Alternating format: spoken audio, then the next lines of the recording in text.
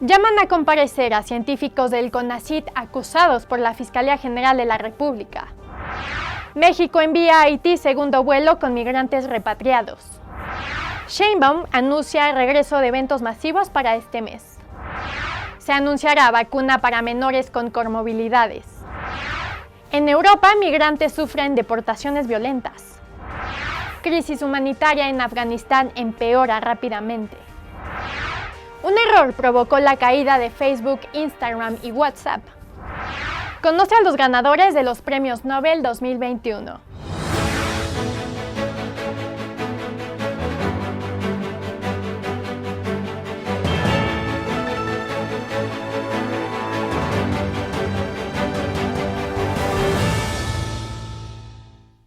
Muy buenas noches, ¿cómo están? Los saluda Renata Puente. Este es el resumen informativo de Contrarréplica con las noticias más relevantes de la semana. Vamos con toda la información.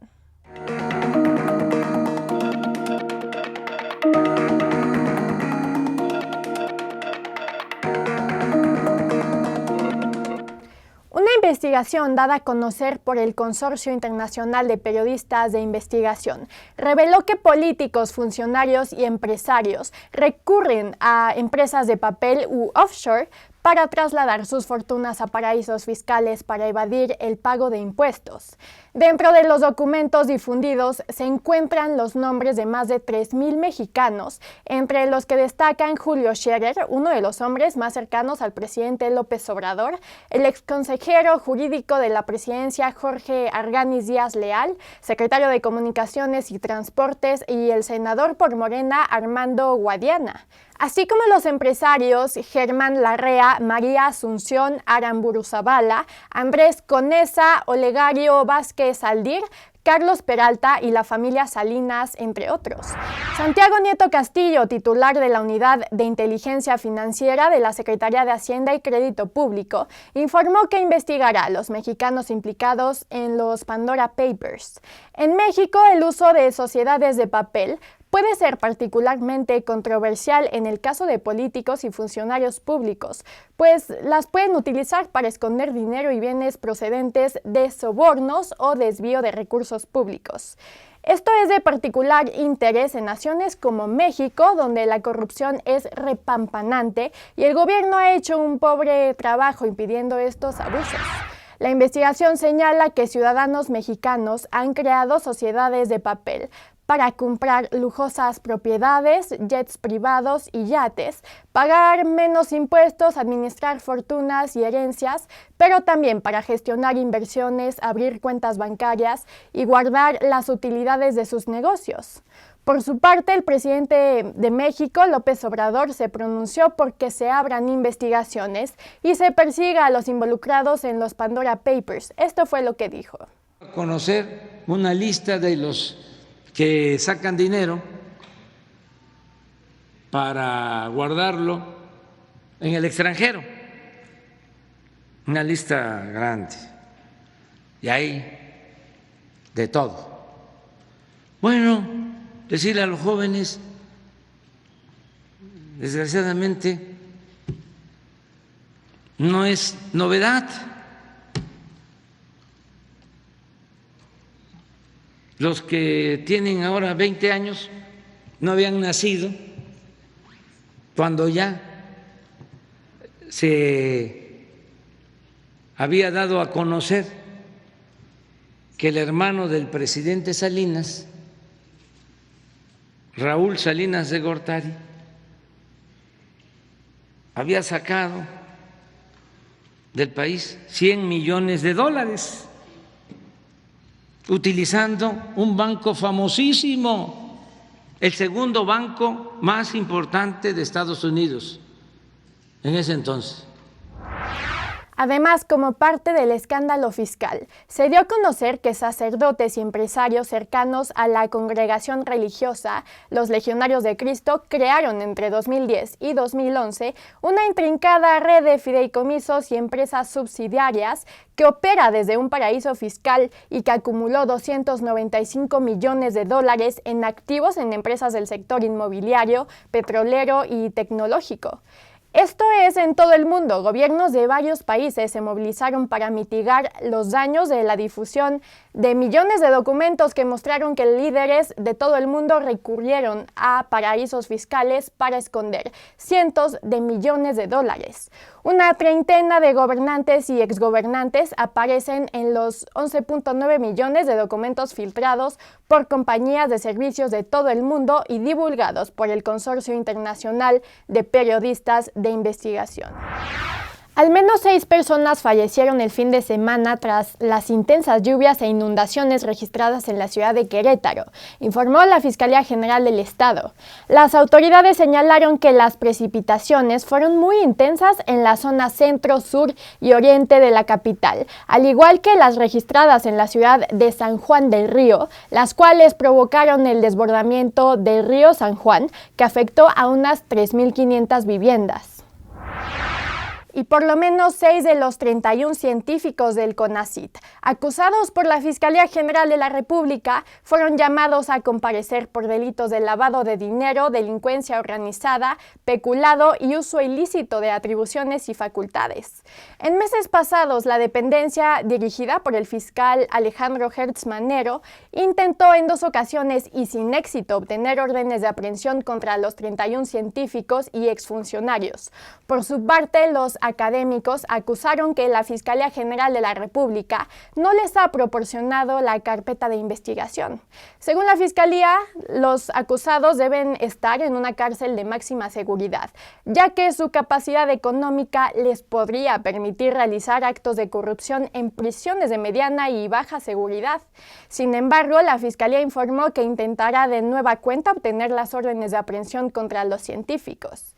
Abogados de algunos de los imputados acusaron que la Fiscalía General de la República manipuló el caso de los 31 investigadores del CONACYT, con el fin de imputarles lavado de dinero y delincuencia organizada, penados en conjunto hasta con 35 años de cárcel.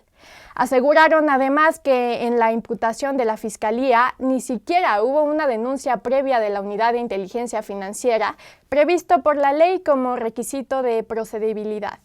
En este caso, la denuncia fue presentada por la Fiscalía General de la República y no por la UIF, cuyo titular, Santiago Nieto, se manifestó públicamente contra el uso de este órgano para investigar instituciones académicas.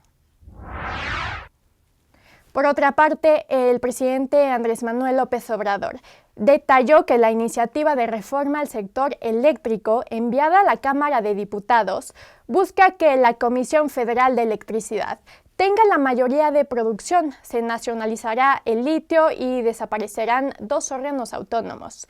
Refirió que la CFE tendrá 54% de participación en el mercado y el resto se va a conservar para las empresas particulares para que haya una auténtica y verdadera competencia, porque apostaban a marginar, a destruir a la comisión. Además, dijo que los legisladores que voten contra su iniciativa para reformar al sector eléctrico deberán asumir la responsabilidad. Esto fue lo que dijo.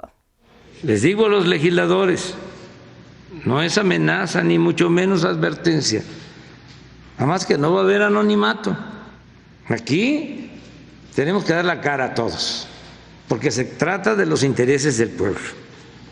Que no estén pensando que van a votar en contra de esta reforma que es para beneficiar al pueblo y nadie se va a enterar. Si no somos tapaderas, aquí cada quien va a asumir su responsabilidad, porque se va a saber si son representantes populares o simples empleados de los grupos de poder económico y político. hizo saber que se buscará negociar con todos los grupos parlamentarios para que se apruebe dicha reforma. Esto es todo un tema. Además, indicó que si por una traición a la patria no se aprueba su iniciativa de reforma eléctrica, no se darán concesiones sobre el litio, sino que se defenderá que este mineral sea propiedad de la nación. La reforma eléctrica requiere 333 votos y Morena, con sus aliados Verde Ecologista y Partido del Trabajo, tiene 277, con lo cual requiere 56, que se estima que el PRI pudiera darle para contar con 71 votos. Ante la necesidad de contar con los votos de este partido, el único que podría dárselos, pues el PAN y Movimiento Ciudadano están en contra de dicha reforma, el morenista Ignacio Mier dijo que el PRI puede modificar su rumbo. La indefinición de la bancada del PRI ante la iniciativa de reforma eléctrica del Ejecutivo amenaza la permanencia de la Alianza Va por México, integrada por el Tricolor y el PAN-PRD. El dirigente nacional del PRI dio a conocer que no está en riesgo la alianza con PAN y PRD y afirmó que no hay prisa para tomar una posición sobre la reforma eléctrica. El Sindicato Mexicano de Electricistas realizaron una manifestación afuera de las instalaciones de la Cámara de Diputados para manifestar su apoyo a la reforma eléctrica enviada por el presidente López Obrador. Los integrantes del sindicato bloquearon la avenida Congreso de la Unión, punto en el que se instalaron un templete para realizar un mitin respecto al tema. Con gritos y pancartas reiteraron su total apoyo a la iniciativa constitucional del titular del Ejecutivo, en el que busca fortalecer a la Comisión Federal de Electricidad por encima de las otras empresas privadas. Por su parte, el presidente del Ejecutivo dio a conocer que con esta iniciativa de reforma electoral contempla que los mexicanos también puedan votar en el extranjero. Tan solo en Estados Unidos se calcula que hay 38 millones de mexicanos que no sufragan. Un juez ordenó al fiscal general de la República, Alejandro Gertz Manero, abstenerse de hacer manifestaciones públicas o juicios de valor respecto de la culpabilidad o responsabilidad de Rosario Robles.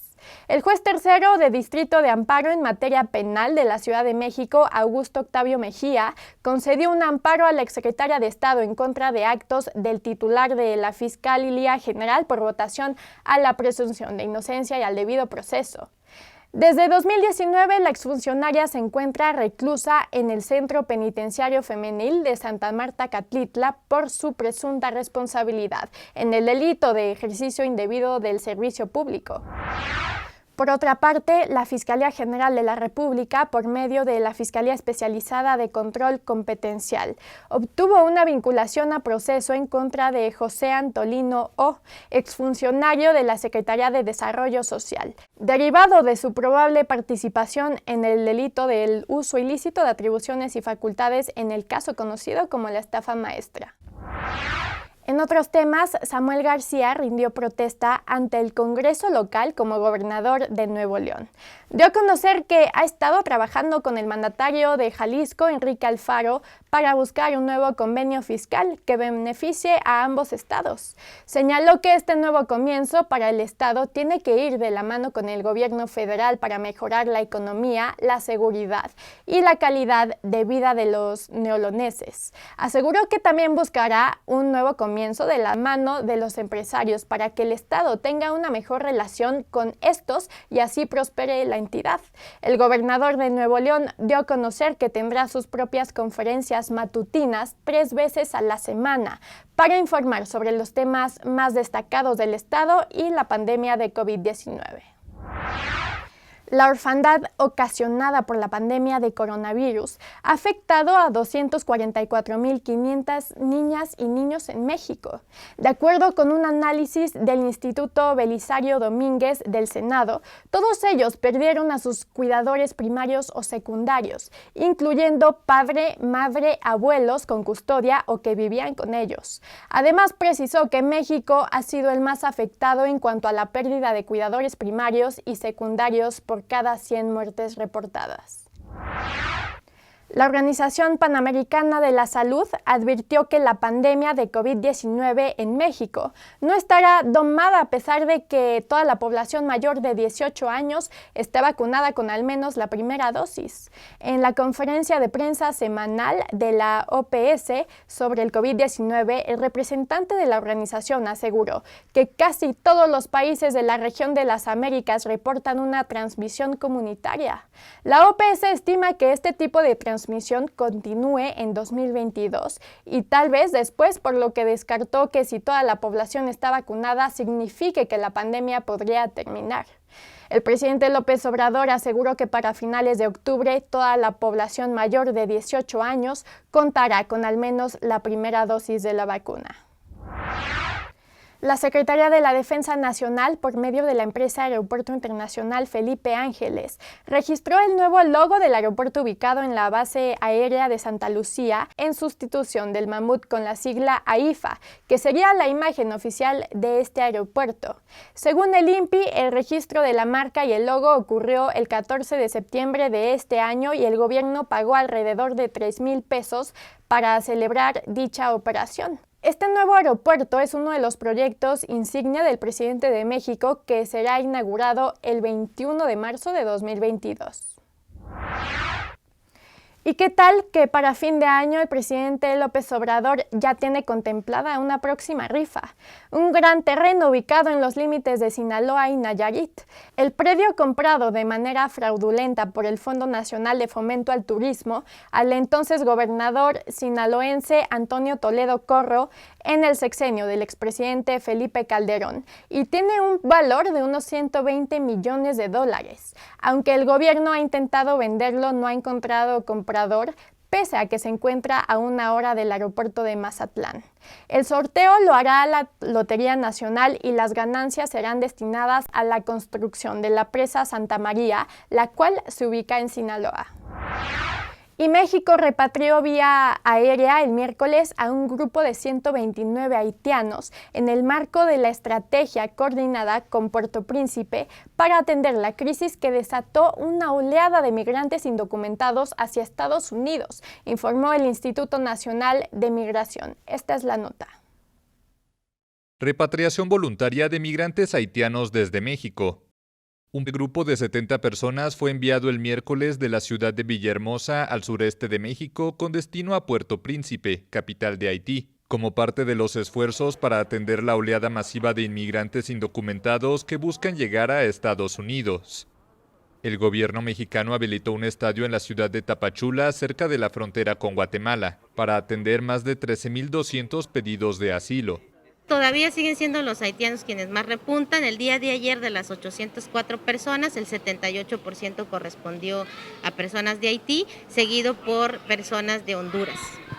Desde hace 3 meses, decenas de miles de haitianos protagonizan un éxodo que atraviesa el continente con tal de cumplir el sueño de llegar a Estados Unidos. Pero ante las deportaciones masivas desde territorio estadounidense, muchos de ellos están optando por solicitar refugio en México. Fíjese que nosotros estamos solicitando refugio acá en México, ¿verdad? Porque la verdad en nuestro país se ha tratado mucho la delincuencia.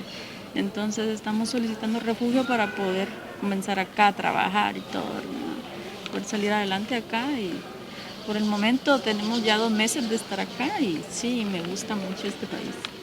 Según la Organización Internacional para las Migraciones, unos 3,500 haitianos fueron deportados entre el 17 y el 27 de septiembre por Estados Unidos hacia su país de origen. No obstante, Washington ha señalado que también ha liberado en su territorio a 12,400 migrantes que fueron detenidos en la frontera para que puedan tramitar su asilo. La Secretaría de Educación Pública estimó que toda la población estudiantil esté de regreso en las aulas en clases presenciales en máximo de 1 mes. La titular de la dependencia, Delfina Gómez, detalló que entre el 95 y 97% del alumnado asiste a los planteles educativos o sigue a distancia en casa o de forma mixta. Tras la ceremonia con motivo del centenario de la fundación de la SEP, la funcionaria refirió que en todo el país entre 15 y 16 millones de niños acuden a clases presenciales. Agregó que hasta ahora no se han reportado entre los estudiantes rebrotes importantes de COVID-19. Señaló que ha ayudado que los padres de familia avisen cuando alguno de los menores se encuentra enfermo. Y este jueves se entregó con ausencia del presidente López Obrador, tal y como lo había anunciado, la medalla Belisario Domínguez. También solo 78 de 127 legisladores se hicieron presentes en el evento donde fue galardonada la senadora Ifigenia Martínez, de 91 años, por sus aportaciones a la vida democrática, la política, la academia y la diplomacia. También al doctor Manuel Velasco Suárez, cuyo hijo Jesús Agustín Velasco recibió la medalla y el diploma correspondiente. La medalla Belisario Domínguez es el máximo galardón en el país y en esta ocasión fue para la senadora, quien fue además la primer directora de la Facultad de Economía y quien conformó a la Democrática del PRI, que luego derivaría en el nuevo partido, el PRD, con Cuauhtémoc Cárdenas y Porfirio Muñoz Ledo, quien estuvo este día acompañándola como invitado especial. Vamos a un breve corte y continuamos con toda la información.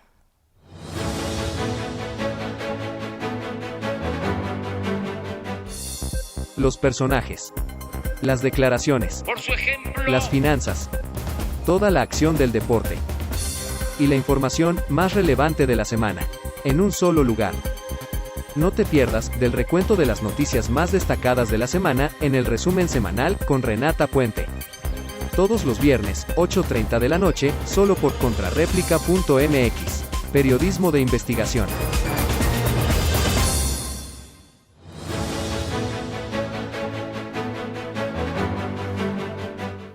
Seguimos con toda la información de ciudades.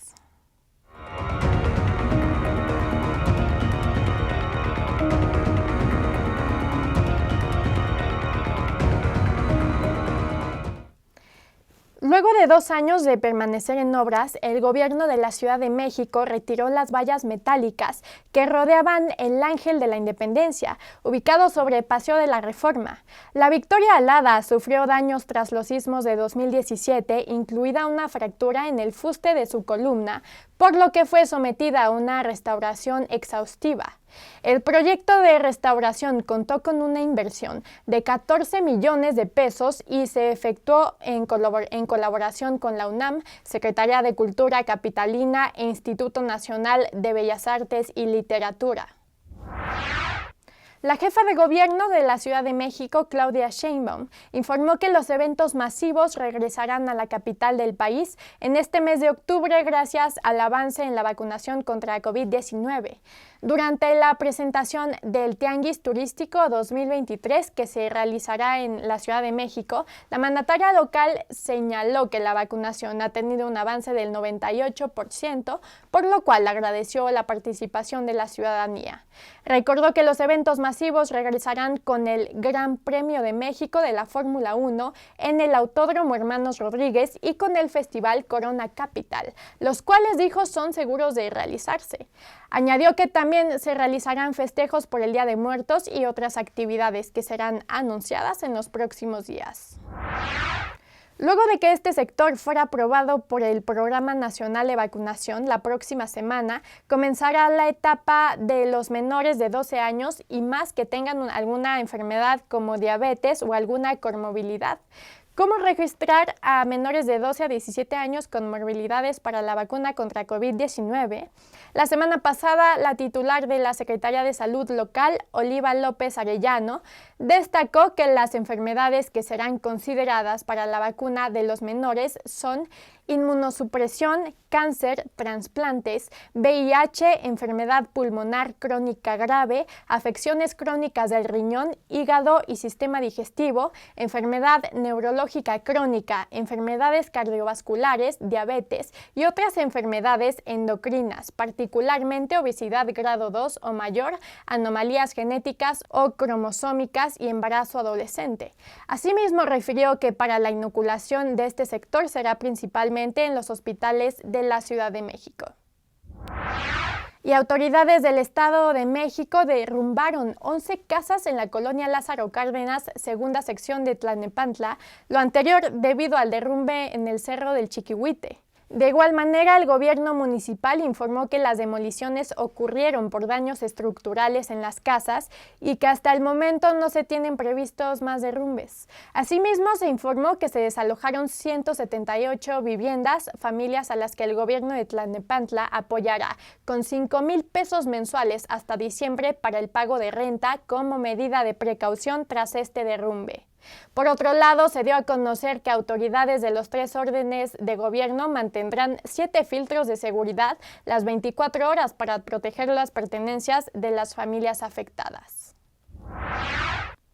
Y este viernes 8 de octubre regresa la Feria Internacional del Libro al Zócalo de la Ciudad de México de manera presencial y concluirá el próximo 17 de octubre. La titular de la Secretaría de Cultura de la Ciudad de México, Vanessa Bojorquez López, informó que la feria tendrá un horario de 10 a 20 horas en la Plaza de la Constitución y se prevé contar con 700 sellos editoriales. También entrarán en la programación librerías de viejo del Centro Histórico con ofertas de paquetes de libros o bibliotecas a un bajo costo. Y ahora vamos con la información económica del país.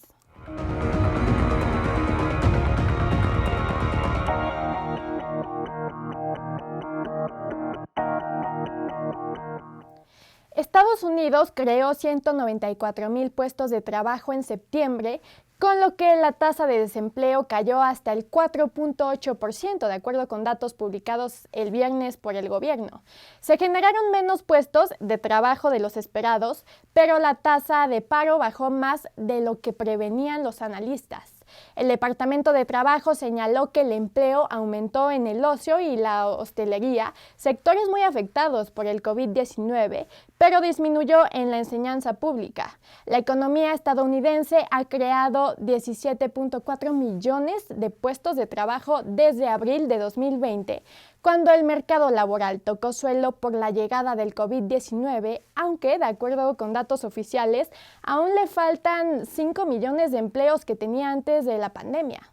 La tasa de población activa, que indica la proporción de los ciudadanos empleada o que busca activamente trabajo, se situó en el 61.6% el mes pasado, dentro del rango en el que se ha movido desde junio del año pasado. La recuperación del sector de viajes y turismo en Latinoamérica registrará un aumento del 26% al cierre de este año en comparación de 2020, es decir, por debajo del 30.7% que se presentará a nivel global, de acuerdo con una investigación de Oxford Economics y el Consejo Mundial de Viajes y Turismo. Entre los factores que han impedido alcanzar una recuperación mayor en Latinoamérica destacan la lentitud en la flexibilización de las restricciones de viajes y en los procesos de vacunación, así como la falta de homologación de protocolos sanitarios. En cuanto a la recuperación de los empleos del sector, apuntó un crecimiento de 8.4% para este año, aumentando en casi 1.1 millones de trabajos y alcanzando un incremento del 25.1%, es decir, 4.6 millones de empleos en el 2022, situándose en niveles superiores a 2019. De igual forma, para 2022 se estima que la cifra alcance un crecimiento del 34% e incluso el gasto internacional podría aumentar hasta un 93.8%. Y José Oriol Bosch, director general de la Bolsa Mexicana de Valores, afirmó que la institución ya trabaja en un proyecto sobre el uso de las criptomonedas como medios de pago en el país. Sin embargo, indicó que esperan a que las autoridades autoricen y regulen su uso en el sistema financiero nacional. Explicó que algunas bolsas de valores de otras naciones ya se están operando en algunos activos ligados a este tipo de activos digitales, incluso bolsas de criptomonedas. Oriol Bosch comentó que la bolsa de valores ha evolucionado mucho en los 125 años que tiene de antigüedad, ya que originalmente en la bolsa solo había acciones, pero ahora existen activos como el mercado deuda, entre otros. Y la fortuna del dueño de Facebook, Mark Zuckerberg, se redujo en casi $7,000 millones en medio de denuncias y tras la caída de sus otras redes sociales como WhatsApp e Instagram. Una venta masiva hizo que las acciones del gigante de las redes sociales cayeran en alrededor de 5% este lunes, lo que suma una caída de alrededor de 15% desde mediados de septiembre. Además, la caída de las acciones redujo el valor de la fortuna de Zuckerberg a $120,900 millones, situándolo por debajo de Bill Gates en el quinto lugar en el índice de multimillonarios de la agencia Bloomberg. Mark Zuckerberg ha perdido en las últimas semanas alrededor de $19,000 millones de riqueza desde el 13 de septiembre, cuando valía casi $140,000 millones. En otros temas, la Comisión de Trabajo y Prevención Social, que preside el senador Napoleón Gómez Urrutia, aprobó un dictamen para que los empleadores estén obligados a garantizar que el 5% del total de sus trabajadores sean personas con discapacidad. El dictamen plantea incluir un título quinto a la Ley Federal del Trabajo denominado Trabajo de las Personas con Discapacidad, con el objetivo de regular los temas de contratación, capacitación, formación y profesionalización del personal con dicha condición, así como prohibir todo tipo de discriminación. Y el Banco Mundial prevé un magro repunte económico en Latinoamérica y el Caribe este año, de acuerdo con su último informe regional publicado el miércoles, en el que pide reformas urgentes para superar la crisis del COVID-19 y evitar otra década perdida. El organismo multilateral volvió a revisar al alza su pronóstico de expansión económica en Latinoamérica y el Caribe para 2021 a 6.3% frente al 5.2% proyectado a mediados del año. Pero la cifra está aún por debajo de la contracción del 6.7% de 2020. El informe semestral del Banco Mundial para América Latina y el Caribe indica que los pronósticos de crecimiento para 2022 y 2023 son igualmente mediocres, de 2.8% y 2.6% respectivamente. Esto implica un retorno a la tasa de crecimiento anual de la región en la década de 2010, cuando el PIB regional aumentó 2.2% frente al 3.1% del resto del mundo. Latinoamérica y el Caribe, con solo 8% de la población mundial, representa más del 30% de las muertes reportadas globalmente por COVID-19, y aunque la región está saliendo de la crisis causada por la pandemia, la recuperación es más lenta de lo esperada y las secuelas que ha dejado en la economía y la sociedad tendrán años en desaparecer. Hasta aquí toda la información financiera. Vamos a ver qué es lo que está pasando en el mundo.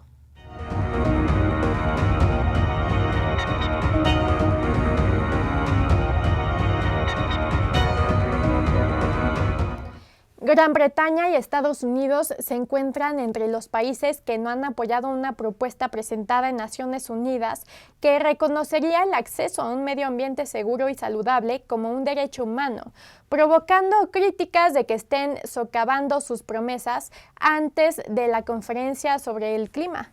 Diplomáticos dijeron que se espera que el Consejo de Derechos Humanos, con sede en Ginebra, adopte la resolución esta misma semana, incluso si un país que se opone pide una votación, ya que los partidarios son numerosos e incluyen a Costa Rica, las Maldivas y Suiza.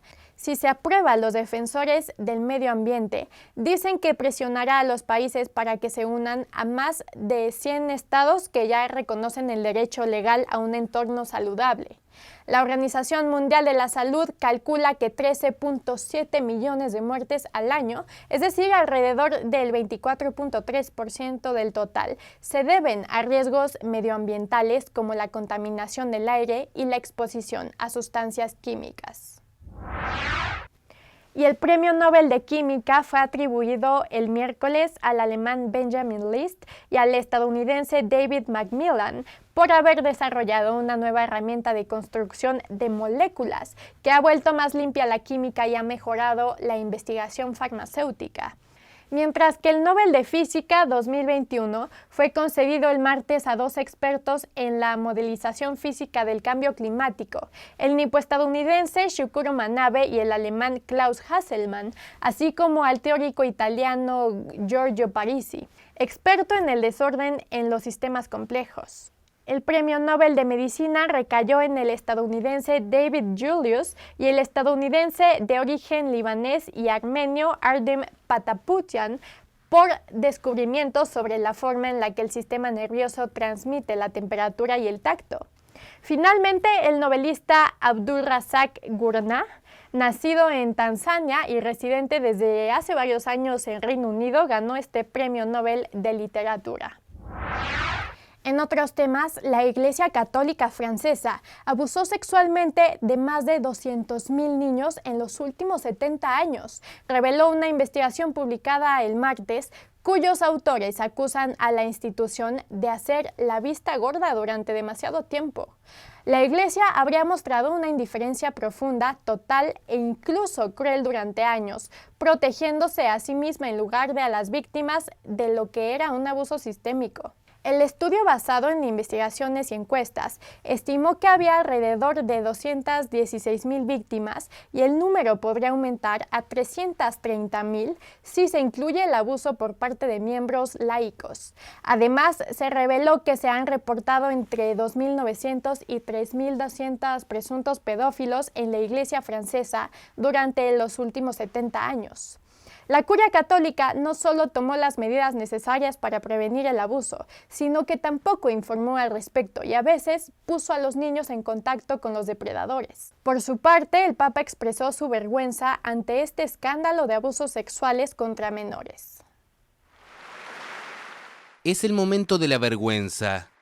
Esas fueron las palabras del Papa Francisco para mostrar su pesar tras la publicación de un demoledor informe sobre los abusos sexuales contra niños en el seno de la Iglesia francesa durante décadas. Deseo expresar a las víctimas mi tristeza y mi dolor por el trauma que han sufrido.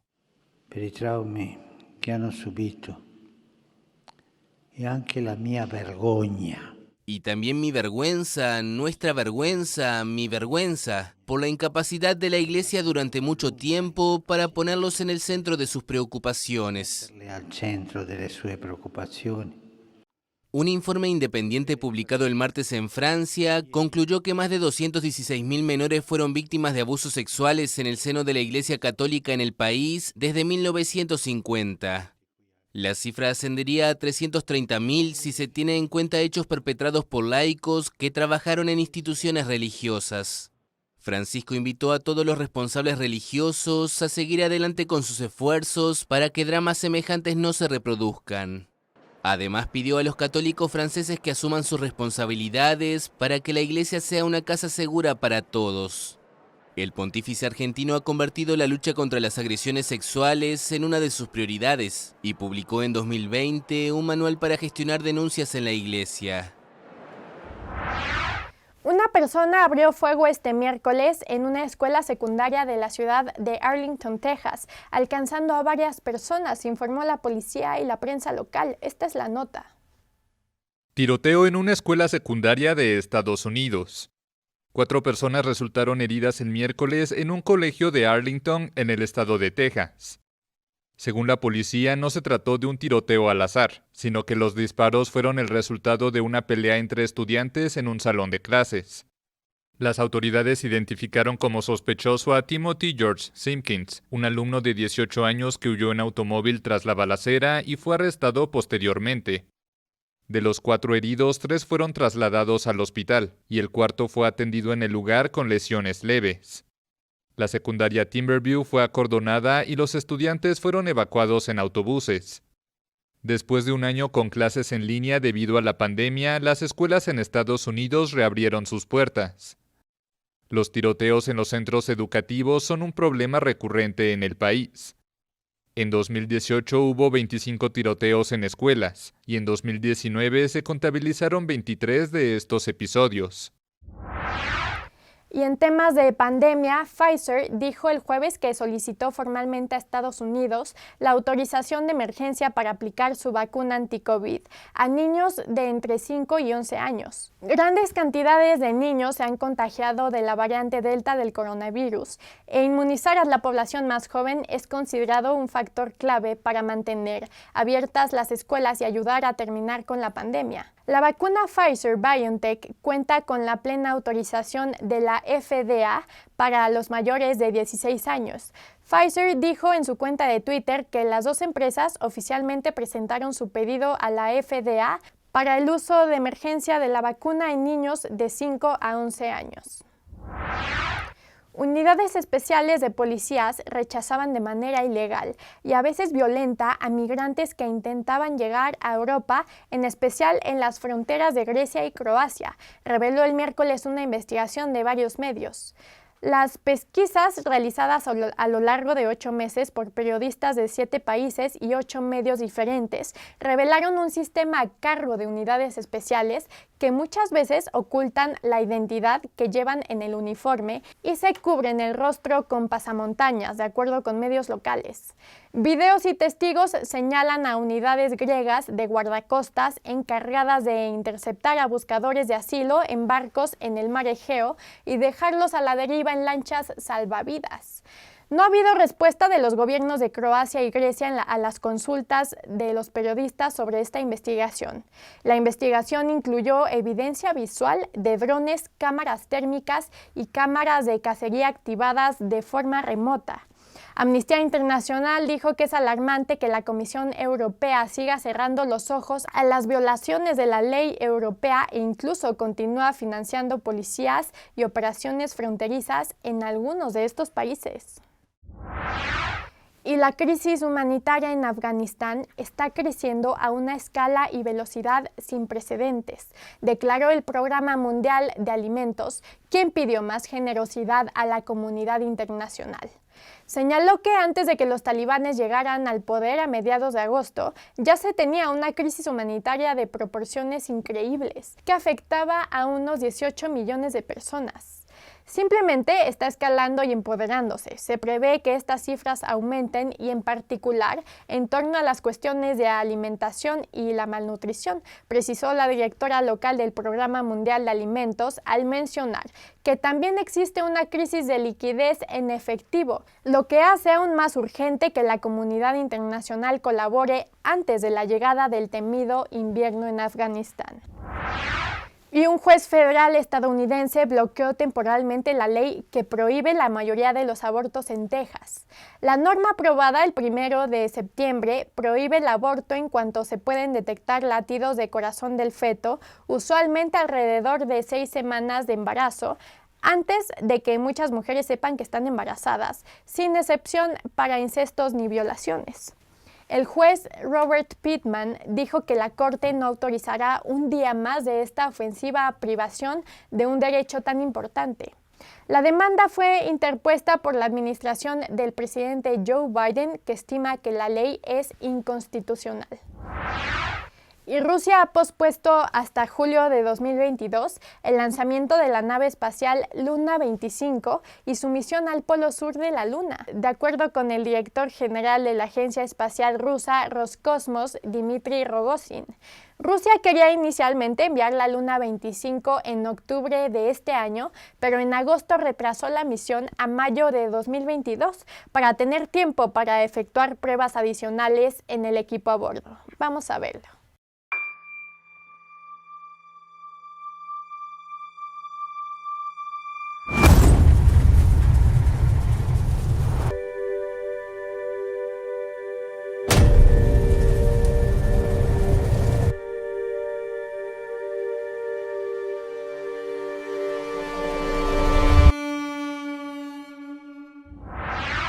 Hacemos una breve pausa y regresamos con Fernando Moreno, que nos tiene toda la información sobre el mundo deportivo.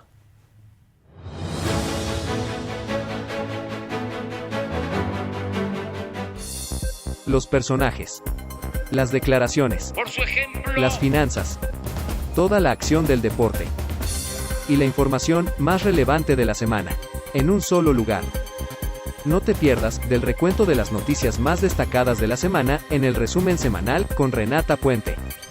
Todos los viernes, 8:30 de la noche, solo por contrarréplica.mx. Periodismo de investigación.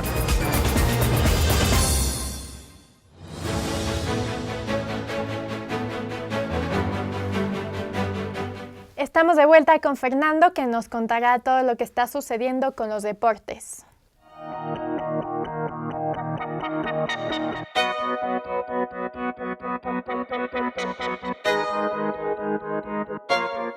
Hola, ¿qué tal mi querida Renata, amigos de Contrarréplica? Qué gusto me da saludarlos. Vámonos rápidamente con la información deportiva, y es que México empata ante Canadá y pierde el liderato rumbo a Qatar 2022. La selección empató a 1 en la cancha del Estadio Azteca, encuentro correspondiente a la eliminatoria mundialista rumbo a Qatar 2022, en el que volvió a aparecer el grito homofóbico. Una vez más se detiene el partido y bueno, la vergüenza de tener siempre que lidiar con este tipo de situaciones, porque ya la FIFA y el tema disciplinario tiene los ojos sobre México. Y si esta situación no se logra revertir de alguna manera, de verdad, para el tema del Mundial va a estar muy complicado para el equipo del Tata Martino, que bueno, hoy reaparece en la cancha del Estadio Azteca después de 2 años de no participar en este inmueble, a pesar de lo cual el equipo de Martino fue abucheado por el resultado. Sí fue un empate, pero un fútbol muy gris, muy apagado, que provocó además que perdieran el liderato en el octagonal de la CONCACAF, donde ahora lidera los Estados Unidos, una competencia que ya se está cerrando bastante entre el tema de Estados Unidos y México por el fútbol. Por diferencia de goles es esta diferencia, y con 8 puntos, los mismos que tiene México. Los mismos goles que le faltan a México, bueno, se empiezan a reflejar ahora, y esto le da ese liderato momentáneo al equipo de los Estados Unidos. El minuto 20 México abrió el marcador por conducto de Jorge Sánchez. La jugada, bueno, nació con trazo largo en diagonal de César Montes para Jesús Gallardo, quien extendió para Irving el Chucky Lozano, que regresó después de su lesión. Y bueno, mandó un servicio a Sánchez, quien recibió de derecha y definió de zurda para firmar un golazo para la selección mexicana. En la primera parte, otra vez a Davis, jugador interesantísimo por parte de la hoja de Maple, bueno, tocó mal en un contragolpe en el que 3 canadienses encararon a Jesús Gallardo, pero Davis lavó su pecado antes del medio tiempo, cuando al minuto 42 sirvió para Jonathan Osorio, quien marcó el gol del empate, tristemente para la selección nacional. Pero bueno, en el encuentro, Paco Memo Ochoa, el arquero mexicano, bueno, fue exigido una vez más, convirtiéndose en héroe de alguna manera. Ha tenido bastante actividad Memo Ochoa, también consecuencia de no tener una defensa sólida en este equipo que dirige Gerardo Tata Martino. Y bueno, México se perdió la oportunidad de ponerse arriba cuando el Chucky Lozano, en un mano a mano, envió el balón por encima de la portería. El próximo domingo 10, México recibirá a Honduras en cancha del Estadio Azteca. Y por otro lado, el Newcastle United, este equipo de Inglaterra, se convierte en el club más rico del mundo. Hay bastante información respecto a este tema, y es que los jeques billonarios que compraron al Newcastle buscan de alguna manera sanar la mala imagen de Arabia Saudita, país de donde son originarios, y que pisotea completamente los derechos humanos y los valores incluso de la FIFA.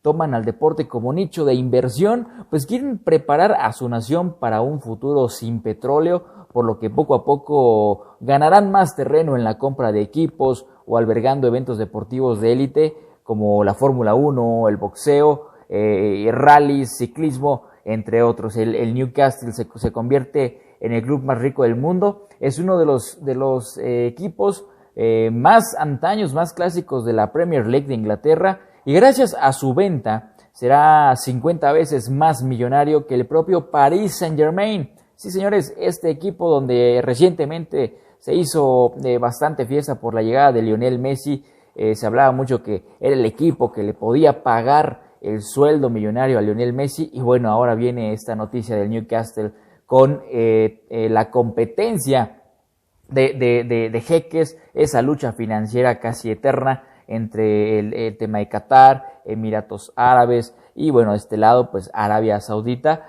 las Urracas, donde milita precisamente el mexicano Santiago Muñoz, a quien se hizo bastante comparación por aquella película de Kuno Becker y su personaje de Santiago Muñez, quien llegaba precisamente al Newcastle. Bueno, si hay un mexicano llamado Santiago Muñoz, parecido el nombre, y bueno, hicieron oficial el tratado durante esta jornada cuando oficializaron la venta al Fondo de Inversión Pública de Arabia Saudita, que se hizo con el 80% de las acciones del club, y su capital, bueno, llega a los casi absurdos 435 billones de dólares, imagínense ustedes.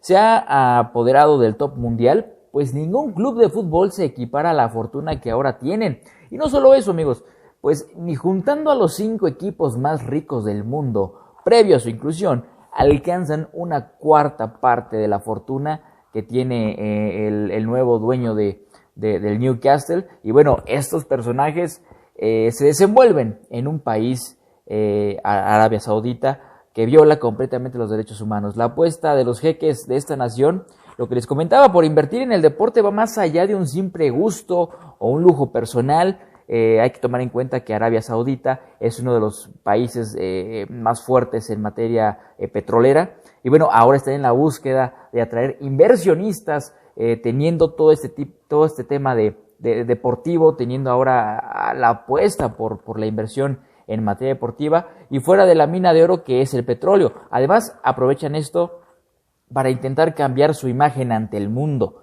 Quieren enterrar como de lugar las injusticias contra las mujeres de su país, la lucha financiera contra Qatar y muchas otras atrocidades. Hay que señalar que este tipo de países árabes, bueno, por el tema político, por también el tema de religión, pues es uno de los países que castigan más, aún en estos tiempos, a las mujeres. Se ha hablado bastante sobre este tema, pero es donde entra la contradicción con el tema del fútbol, con el tema del deporte, que es un tema noble, es un tema blanco, un tema de inclusión que poco a poco va ganando terreno y adentrando a las mujeres, incluso ya en bastantes países, en bastantes sectores, bastantes disciplinas, las mujeres liderando en muchos deportes. Y bueno, llega esta contradicción, ¿no? De cómo es que se invierte en este tipo de cantidades, se compran esos equipos tan importantes como el Newcastle en Inglaterra, y se piensa en, bueno, entonces, ¿cómo vas a incluir a las mujeres en este tema, no? Entonces, hay bastante tema oscuro, precisamente por todo lo que engloba a los países árabes, precisamente en Arabia Saudita, por el tema de la inclusión, la lucha financiera y bueno, esta guerra económica contra Qatar, y ver qué país puede tener la mayor cantidad de lujos posibles. Pero esa es la información más destacada al momento, mi querida Renata. Importante el tema del Newcastle, y bueno, estaremos muy de cerca con el tema de la selección mexicana de fútbol. Yo regreso contigo al estudio.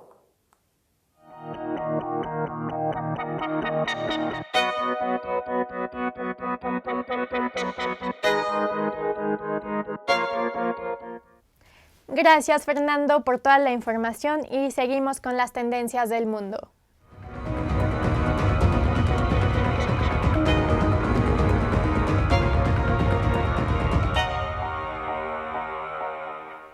Esta semana tuvimos la noticia de que el gobierno de México retiró del mercado poco más de 129,000 unidades de sopas instantáneas de 12 marcas, luego de realizar un estudio de calidad que determinó que las etiquetas son engañosas o no declaran la información nutrimental en el producto preparado, de acuerdo con un estudio en la revista del Consumidor de octubre.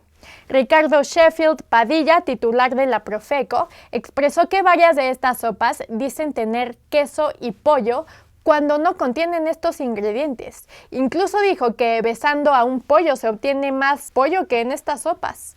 Este es un producto popular en México, inclusive se podría decir que en muchas partes del mundo por su fácil acceso y bajo costo. Sin embargo, por publicidad engañosa y bajo contenido nutrimental ya fueron retiradas. Y por tercera vez consecutiva, la revista Travel Leisure entregó a San Miguel de Allende el premio World's Best Awards como The Top City 2021. El gobernador del estado, Diego Sinue, recibió este premio y reconoció que la obtención de este galardón es el resultado del esfuerzo, trabajo, dedicación y visión de cada uno de los habitantes de San Miguel de Allende. Y la mayoría sabemos que Facebook y sus plataformas de Instagram y WhatsApp sufrieron este lunes una masiva interrupción que afectó potencialmente a decenas de millones de usuarios a nivel mundial por más de 6 horas. Desconectados. Millones de usuarios se vieron afectados el lunes por una interrupción masiva de redes sociales como Facebook, Instagram y WhatsApp. Desde las 15:45 GMT, el sitio Down Detector mostró cortes en áreas densamente pobladas. Los usuarios reportaban problemas de conexión a los servidores y de envío de mensajes. En una publicación en Twitter, Facebook pidió disculpas por los problemas que estaban experimentando usuarios para acceder a sus aplicaciones. Estamos trabajando para que las cosas vuelvan a la normalidad lo antes posible y pedimos disculpas por los inconvenientes, indicó. La interrupción se produce un día después de que una mujer apareció en la televisión estadounidense para revelar su identidad, tras filtrar documentos a las autoridades alegando que Facebook sabía que sus productos estaban alimentando el odio y dañando la salud mental de los niños que usan la plataforma. Facebook, dueño de aplicaciones como WhatsApp e Instagram, ha estado bajo una fuerte presión para evitar que sus aplicaciones sean una plataforma de desinformación, odio y contenido dañino para los niños.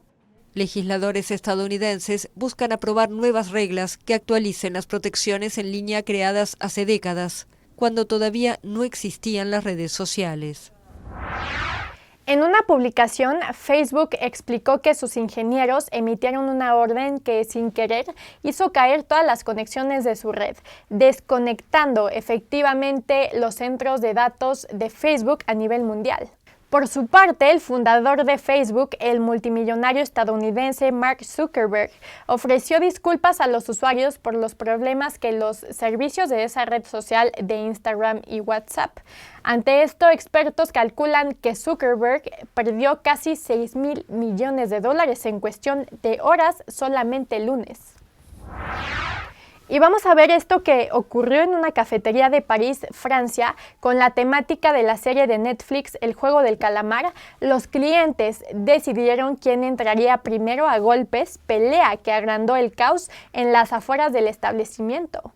De acuerdo a reportes, una larga fila de personas se encontraba al exterior del local y al presentarse un malentendido entre los clientes, estos decidieron resolver sus diferencias con violencia y a puño limpio. Tal parece que la pasión por esta serie se trasladó a las calles parisinas con esta brutal pelea. Con el éxito de esta primera temporada, Netflix prevé una segunda entrega que podría llegar a las pantallas en el segundo semestre de 2022. Y Jonas Dickmann, conocido como el Forrest Gump alemán, quien posee 6 récords mundiales en ciclismo, está en búsqueda del 7º logro, un triatlón dando la vuelta al mundo, mismo que ya recorrió en su mayoría. Ya atravesó todo México, empezó en Tijuana, Baja California y terminó en Cancún, Quintana Roo. El corredor alemán recorrió durante 120 días distintas partes de México e inició en Tijuana y finalizó en Cancún. El Forrest Gump alemán recorrió más de 4,000 kilómetros en casi 4 meses, buscando apoyar a los niños de África de escasos recursos, quienes recorren 15 a 20 kilómetros para ir únicamente a la escuela. Este triatleta es patrocinado por una organización no gubernamental que le dotará de bicicletas. El Parque Nacional de Virunga anunció este martes la muerte de una gorila famosa por su historia y personalidad que se había convertido en uno de los atractivos de esta joya natural y turística del este de la República Democrática del Congo. Esta gorila de montaña nació en abril de 2007 y quedó huérfana con 2 meses después de que unos milicianos mataran a su madre. Su estado vulnerable le impidió regresar al estado silvestre y vivió en un centro del Parque Nacional donde ella, junto con otro gorila, fueron atendidos durante 11 años. Y esto sucedió en China. Un espectáculo de luces con alrededor de 200 drones terminó en un impresionante desastre y accidente cuando, tras una falla, los aparatos comenzaron a caer del cielo. En diferentes videos publicados en redes sociales aparece el nombre de un centro comercial que recientemente se había inaugurado. Los drones y mediante luces formaron el nombre del establecimiento con una coreografía grupal con alrededor de 200 drones. Pero en cierto punto de la actuación, decenas de estos comenzaron a fallar y se apagaban y cayeron al suelo. Vamos a ver lo que sucedió.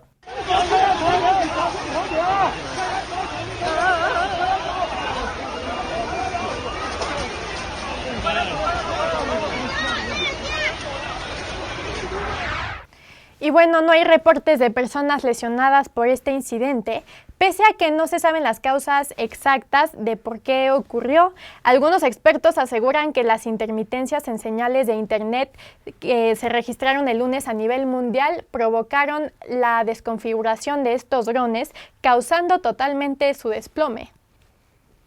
Y bueno, hemos llegado al final. Gracias por habernos acompañado en este resumen informativo semanal de Contrarréplica. Recuerden que nos vemos todos los viernes 8:30 de la noche y nos pueden encontrar en todas nuestras redes sociales como Contrarréplica MX. Que tengan un excelente fin de semana. Muy buenas noches.